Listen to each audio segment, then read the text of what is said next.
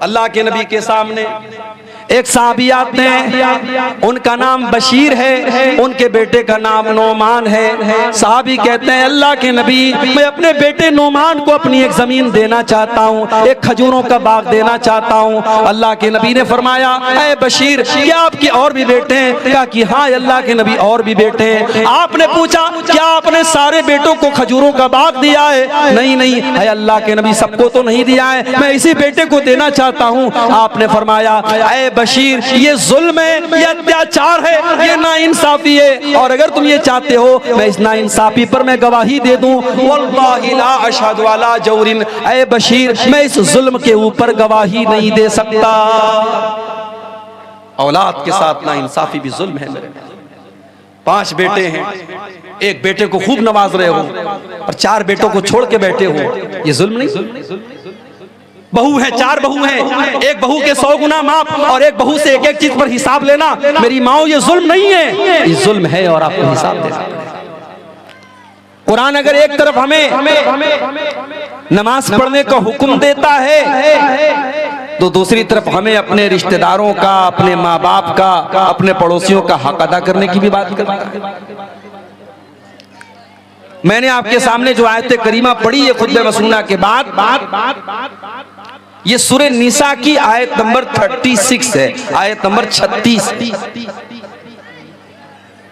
इस आयत में अल्लाह ताला ने 10 हुकूक बयान किए, और आपको जान करके हैरत होगी कि 10 हुकूक में सिर्फ एक हक अल्लाह ने अपना बयान किया और 9 हक बंदों का बयान। वाबुदुल्लाह वला तुशरिकू बिही शैया, अल्लाह की इबादत करो, अल्लाह के साथ किसी को शरीक न करो। वबिल वालिदैन इहसाना, और अपने माँ बाप के साथ अच्छा सलूक करो। वबिज़िल कुर्बा, अपने रिश्तेदारों के साथ अच्छा सलूक करो। वल यतामा, और यतीमों के साथ अच्छा सलूक करो। वल मसाकीन, और गरीबों के साथ अच्छा सलूक करो। वल जारि ज़िल कुर्बा, उस पड़ोसी के साथ अच्छा सलूक करो जो तुम्हारा करीब का पड़ोसी है। वल जारिल जुनुबी, और उस पड़ोसी के साथ भी अच्छा सलूक करो जो दूर का पड़ोसी है। वस्साहिबि बिल जंबी, और जब सफर कर रहे हो तो अपने सफर के साथी के साथ, अपने हम सफर के साथ भी तुम अच्छा सलूक करो।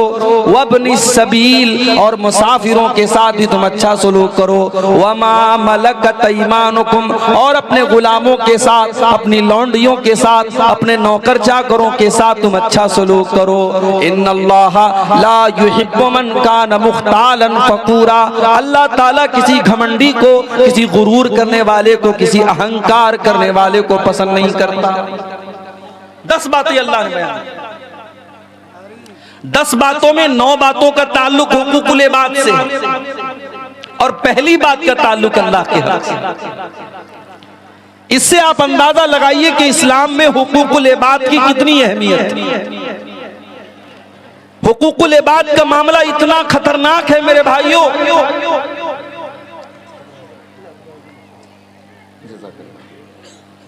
इतना खतरनाक है इसका मामला कि कयामत के दिन दुनिया में हम जो नेकियां करके गए हैं, जो नमाजें पढ़ के गए हैं, जो रोजे रख के गए हैं, जो हज करके गए हैं, बर्बाद हो जाएंगे अगर हमारा हुकूकुल इबाद का मामला गड़बड़ है। मेरे प्यारे साथियों, आप कभी हज करने अगर गए होंगे या जाएंगे, अल्लाह ताला तौफीक दे, सऊदी अरब की सरजमीन पर आपके इंडिया का रुपया नहीं चलता है, वहाँ रियाल चलता है। बांग्लादेश से हमारे भाई आए हैं, वहाँ पे इंडिया का रुपया नहीं चलता, वहाँ टका चलता है। आप कुवैत के अंदर चले जाएं, वहाँ दीनार चलता है। दुबई के अंदर चले जाएं, वहाँ दिरहम चलता है। हर मुल्क की अपनी करेंसी होती है, दूसरे मुल्क की करेंसी वहाँ पे नहीं चला करती है। मेरे प्यारे साथियों, हमने अगर हुकूकुल इबाद के अंदर कोताहियाँ की हैं, अगर हमने किसी का हक मारा है, अगर हमने किसी की जमीन व जायदाद को हड़प लिया है, किसी का माल अगर हमने हड़प लिया है, कल अल्लाह की बारगाह में दुनिया की करेंसी न चलेगी, दुनिया का रुपया पैसा न चलेगा, दुनिया की जमीन न चलेगी। दुनिया में अगर हमने किसी का हक मारा है तो कयामत के दिन की करेंसी तो नेकियां होंगी, कयामत के दिन की करेंसियां तो गुनाह होंगे। अल्लाह के नबी फरमाते हैं मेरी उम्मत का सबसे गरीब आदमी, मेरी उम्मत का सबसे कल्लाश आदमी, सबसे फकीर और मुफलिस आदमी वो होगा जो कयामत के दिन नमाज लेकर के आएगा, रोजा लेकर के आएगा, ज़कात लेकर के आएगा। वयाती कद शतम हाजा, लेकिन किसी को गाली दी होगी, वअकल माल हाजा, किसी का माल हड़प लिया होगा, वह क़ज़फ़ हाजा, किसी के ऊपर झूठा इल्जाम लगाया होगा, वह सबक दम हाजा, किसी का खून बहाया होगा। फयूता हाजा मिन हसनातिही व हाजा मिन हसनाती, जितने लोगों का उसने हक मारा है सबको उसकी नेकियां बांट दी जाएंगी। कुछ लोग रोजा लेके चले जाएंगे, कुछ लोग नमाज लेकर के चले जाएंगे, कुछ लोग हज और उम्रा लेकर के चले जाएंगे। इन फनियत हसनातुहु, अगर उसकी तमाम नेकियां बर्बाद हो जाएंगी और अभी भी हकदार लाइन में खड़े हैं, अल्लाह के नबी फरमाते हैं फउखिज़ मिन सय्यिआतिहिम, उनके गुनाह लाद करके इसके ऊपर लाद दिए जाएंगे, उन हकदारों के गुनाह इसके जिम्मे लाद दिए जाएंगे। सुम्मा तुरिहा फिन्नार, और फिर इस इंसान को घसीट करके जहन्नम में फेंक दिया जाएगा। इतना खतरनाक, जहन्नम में फेंक दिया जाएगा उस नमाजी को, उस रोजेदार को, उस हाजी को, उस उम्रा करने वाले को जिसने हुकूकुल इबाद में कोताही की होगी मेरे भाई।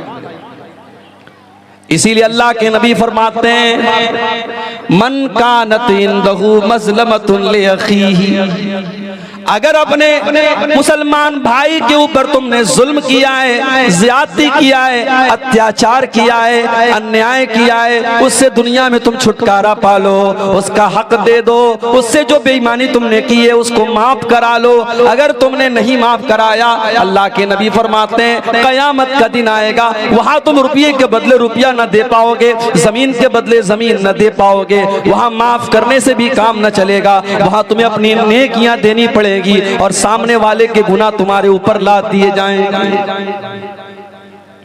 अब आयशा फरमाती है एक मर्तबा अल्लाह के नबी सहाबा के साथ बैठे, एक सहाबी आए,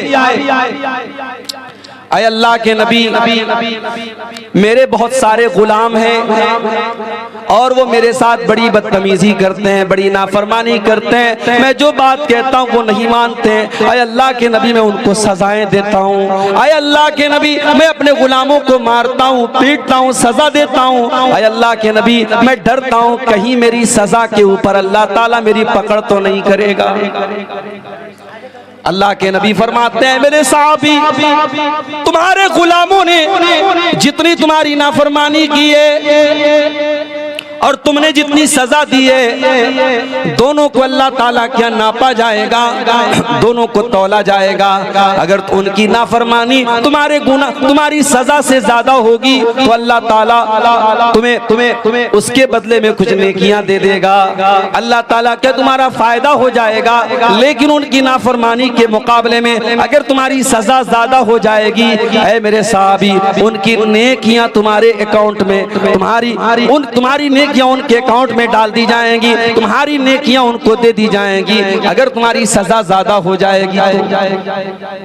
सहाबी इतना सुनने के बाद एक कोने में जाकर के रोने लगते हैं, अय अल्लाह के नबी मैंने तो कभी ये सोच करके सजा न दी कि मेरी सजाओं को तौला जाएगा, मेरी सजाओं को नापा जाएगा, न जाने कितनी बार ऐसा मौका आया होगा, मैंने अपने गुलामों को कितना मारा है, कितनी सजाएं दी हैं। अय अल्लाह के नबी ये तो बड़े घाटे का सौदा मैंने कर दिया, न जाने मेरी कितनी नेकियां बर्बाद हो जाएंगी। सहाबी रोने लगे, चीखने लगे, चिल्लाने लगे। अल्लाह के नबी फरमाते हैं ऐ मेरे सहाबी क्या तूने कुरान की आयत नहीं पढ़ी है, व नज़उल मवाज़ीनल क़िस्त लियौमिल क़ियामा, व नज़उल मवाज़ीनल क़िस्त लियौमिल क़ियामा, हम क़यामत के दिन इंसाफ का तराजू रखेंगे, अल्लाह ताला क़यामत के दिन इंसाफ का तराजू रखेगा। फ़इन काना मिस्क़ाल हब्बतिन मिन खरदलिन अतैना बिहा व कफा बिना हासिबीन। अल्लाह फरमाता है तुमने राई के दाने के बराबर भी अगर कोई गुनाह किया होगा, तुमने राई के दाने के बराबर भी अगर कोई नेकी की होगी, हमारे तराजू पर वो सामने आ जाएगी। हिसाब हम लेंगे मेरे बंदो, जब हम हिसाब लेंगे तो एक एक दाने का हिसाब लेंगे, एक राई के दाने के बराबर कभी हिसाब लेंगे। सहाबी रोने लगे, ऐ अल्लाह के नबी, जब अल्लाह के तराजू पर इतना खतरनाक मामला होगा, ऐ अल्लाह के नबी ये तो मेरी बर्दाश्त के बाहर है, ये तो मेरी कैपेसिटी के बाहर है, मैं इतना बड़ा रिस्क नहीं ले सकता। इन्नी उशहिदु का अन्नहुम कुल्लुहुम अहरार। ऐ अल्लाह के नबी मैं आपको गवाह बना के कहता हूँ, मैंने अपने सारे गुलामों को आज से आजाद कर दिया। मैंने उनको जो भी सजाएं दी थी सब माफ कर दिया, जो भी उन्होंने गलती की थी सब माफ कर दिया, और मैं आपको गवाह बना के कहता हूं मैंने सबको आजाद कर दिया। यह है हुकूकुल इबाद का मामला। आज अफसोस होता है, कचहरियों में चले जाओ, अदालतों में चले जाओ, भाई भाई के खिलाफ केस लड़ रहा है, बाप बेटे के खिलाफ केस लड़ रहा है, रिश्तेदार रिश्तेदार के खिलाफ केस लड़ रहा है। सबसे ज्यादा आपस में लड़ाई झगड़े हमारी मुसलमान कौम के अंदर आज हो रहे हैं। ये शर्म की बात है। हमें तो सबसे ज्यादा हुकूकुल इबाद के मामले में मोहतात रहना चाहिए। मेरे प्यारे भाइयों, अल्लाह के नबी गारंटी देते हैं उस इंसान को। आपने फरमाया अना ज़ईमुन बिबैतिन फी रबज़िल जन्ना, मैं जन्नत के बीच में, मैं जन्नत के दरमियान में उस इंसान को मकान की गारंटी देता हूँ। वो लोगों कटिहार में जमीन खरीदने वाले बड़े खुशनसीब अपने आप को मानते हैं, पूर्णिया और अररिया में जमीन खरीदने वाले अपने आप को बड़े खुशनसीब मानते हैं। मेरे नबी तुमको जन्नत में जमीन दिला रहे हैं, मेरे नबी तुमको जन्नत में प्लॉट दिला रहे हैं, बस एक काम करना है। आना ज़ईमुन बिबैतिन फी रबज़िल जन्ना, मैं जन्नत में उसको मकान की गारंटी दे रहा हूँ, मैं जन्नत में उसको फ्लैट की गारंटी दे रहा हूँ, मैं जन्नत में उसको बिल्डिंग की गारंटी दे रहा हूँ। लिमन तरकल मिरा व इन काना मुहिqqन, जो हक पर रहने के बावजूद झगड़ा छोड़ दे, वो इंसान हक पर है फिर भी झगड़ा नहीं कर रहा है, लड़ाई नहीं कर रहा है, वो लड़ाई करना छोड़ दे, झगड़ा करना छोड़ दे, मैं उसको जन्नत की गारंटी देता हूँ। आज तो जरा जरा सी बात है, भाई भाई से ताल्लुक तोड़ लेता है, बाप बेटे से बात नहीं करता है, बहन भाई से बात नहीं करती, यहां तक दुश्मनियां हो जाती है, इंसान मरने लगता है, अपनी औलाद को वसीयत करके जाता, खबरदार मेरे भाई से तुम ताल्लुक मत रखना, मेरे बाप से तुम ताल्लुक मत रखना, मेरी बहन से तुम ताल्लुक मत रखना। जिंदगी भर दुश्मनी करने के बाद अपनी औलाद को वसीयत करके जाता है कि तुम उसके साथ ताल्लुक मत रखना। मेरे प्यारे साथियों, क्या आपने अल्लाह के नबी की वो हदीस नहीं सुनी?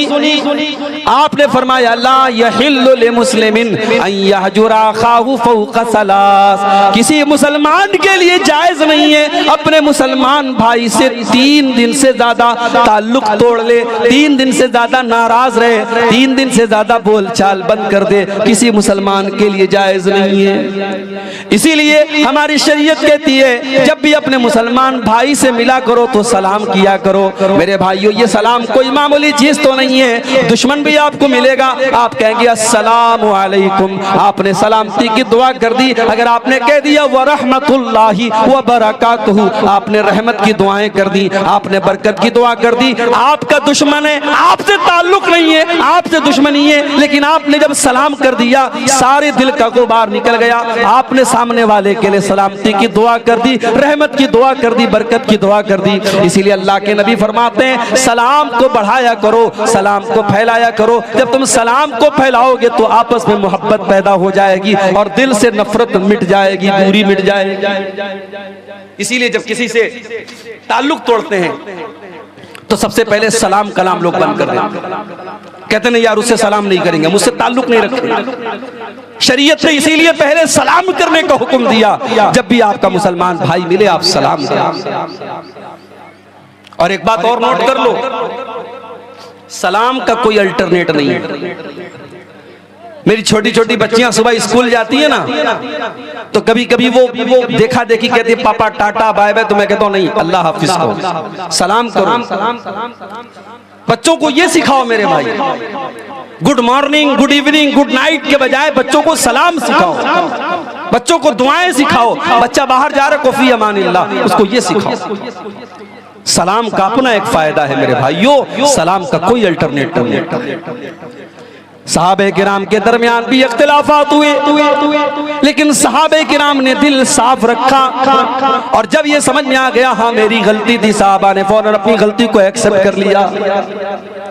हजरत आयशा रजी अल्लाह ताला अन्हा के एक भांजे थे, उनकी बहन के बेटे थे जिनका नाम अब्दुल्ला बिन जुबैर था। अब्दुल्ला बिन जुबैर की खाला थी हजरत आयशा। एक मैटर पे खाला और भांजे में इख्तिलाफ हो गया। अब्दुल्ला बिन जुबैर ने कहा कि मैं अपनी खाला को फला काम करने से रोकूंगा। हजरत आयशा के अंदर ये आदत थी, वो पैसे को रोका नहीं करती थी, बहुत ज्यादा अल्लाह की राह में सदका खैरात किया करती थी। हजरत आयशा ने किसी को कोई जमीन दान की थी, कोई चंदा दिया था, कोई दान किया था। हजरत अब्दुल्ला बिन जुबैर ने कहा कि मैं जरूर अपनी खाला को रोकूंगा, मैं उनको ये दान करने नहीं दूंगा, मैं उनको ये चीज देने नहीं दूंगा। खाला को पता चला कि मेरे भांजे ने मेरे बारे में ऐसा बोला है कि अल्लाह की कसम मैं खाला को रोकूंगा। हजरत आयशा को गुस्सा आया। बुखारी के अल्फाज हैं, अम्मा आयशा ने बड़े गुस्से में फरमाया कि आज के बाद मैं अब्दुल्ला बिन जुबैर से बात नहीं करूंगी, अपने भांजे से बात नहीं करूंगी। ओ लोगों, इंसान तो दोनों हैं, अम्मा आयशा भी इंसान है, भांजा भी इंसान है, दोनों सहाबी है, और दोनों को गुस्सा आ गया। अब्दुल्ला बिन जुबैर की बात सुनकर के अम्मा आयशा ने कहा मैं आज के बाद कभी उनसे बात नहीं करूंगा। हम होते तो क्या करते, हमारी खाला अगर बोल दे हम अपने भांजे से बात नहीं करेंगे, हम कहेंगे हम आपसे कम थोड़ी हैं, आप हमसे बात न करें हमारा आपके बगैर काम थोड़ी रुका है। हमारा तो मिजाज ऐसा है मेरे भाई, हमसे कोई दुश्मनी कर ले, हमसे कोई बातचीत बंद कर ले, हमें कोई फर्क नहीं पड़ता। हम कहते तू शेर है, तुम सवा शेर हैं, हम तेरे ईंट का जवाब पत्थर से देंगे। लेकिन साहबे किराम ऐसे नहीं थे मेरे भाई। अम्मा आयशा नाराज हो गई, खाला नाराज हो गई, और आप जानते हैं कि खाला का मकाम बड़ा ऊंचा है। जिनकी खालाएं जिंदा हैं, मेरी माँ का इंतकाल हो चुका है, लेकिन मेरी तीन खालाएं मौजूद हैं। आज भी जब अपनी खालाओं से मिलता हूँ, अल्लाह की कसम मुझको अपनी माँ याद आ जाती है, मुझे अपने नबी की हदीस याद आती है, अल खालतु बिमंज़िलतिल उम्मी, खाला माँ के बराबर हुआ करती है। अगर आपकी खाला है, अगर आपकी मौसी है, अपनी खाला की इज्जत करो, उसको माँ के जैसा सम्मान दिया करो। खाला नाराज, अब्दुल्ला बिन जुबैर परेशान, खाला को कैसे मनाऊं, खाला तो बात करने को तैयार नहीं। अब्दुल्ला बिन जुबैर जानते थे कि हजरत आयशा अल्लाह के प्यारे नबी से बहुत मोहब्बत किया करती थी, और नबी के इंतकाल के बाद जो नबी के रिश्तेदार थे, नबी के चाहने वाले थे, अम्मा आयशा उनसे भी बहुत ज्यादा मोहब्बत किया करती थी। अब्दुल्ला बिन जुबैर के दिमाग में एक आइडिया आया, उन्होंने दो सहाबी को पकड़ा। ये कौन से दो सहाबी थे? ये अल्लाह के रसूल के नानिहाल के खानदान से इनका ताल्लुक था, ये बनु ज़ोहरा से ताल्लुक रखते थे, ये अल्लाह के नबी के नानिहाल वाले कबीले से ताल्लुक रखते थे। और हजरत अब्दुल्ला बिन जुबैर जानते थे कि अम्मा आयशा अपने नबी के नानिहाल वालों से भी बहुत ज्यादा मोहब्बत करती है। दो लोगों को पकड़ा, कहा कि भाइयों देखो ऐसा ऐसा मैटर है मेरे साथ, मेरी खाला मुझसे बहुत नाराज है और मुझे अपनी खाला को मनाना है। बस आपको एक काम ये करना है, मेरे साथ चलना है, और मैं जब अपनी खाला को मनाने लगूं तो आपको थोड़ा सा मेरा सपोर्ट करना। अब यहाँ एक मसला और समझ लो, जब दो लोगों के बीच में झगड़ा हो गया तो झगड़े को सुलझाने के लिए शरीयत ने बहुत उभारा है। अगर दो लोगों के बीच का झगड़ा चुकाने के लिए आपको झूठ बोलना पड़े तो झूठ भी बोल सकते हैं, हालांकि झूठ बोलना बहुत बड़ा गुनाह है। शरीयत की नजर में झूठ बोलना बहुत बड़ा गुनाह है, मगर दो लोगों के बीच में झगड़ा हो जाए तो अल्लाह के नबी क्या फरमाते हैं, लैसल कज़्ज़ाबुल लज़ी युस्लिहु बैनन नास, दो लोगों के बीच में सुलह कराने वाला अगर झूठ भी बोल दे तो कोई हर्ज की बात नहीं है। इतना शरीयत ने इस पर उभारा है। और अगर दो लोगों के बीच में झगड़ा फैलाने के लिए, दो लोगों के बीच में इख्तिलाफ पैदा करने के लिए अगर कोई सच भी बोलता है तो शरीयत कहती है ऐसा सच बोलना भी हराम है, और शरीयत इसको चुगली कहती है, और चुगलखोर जन्नत में नहीं जाएगा। अल्लाह के नबी फरमाते ला यदखुलुल जन्नत अन्नमाम, चुगलखोर जन्नत में नहीं जाएगा।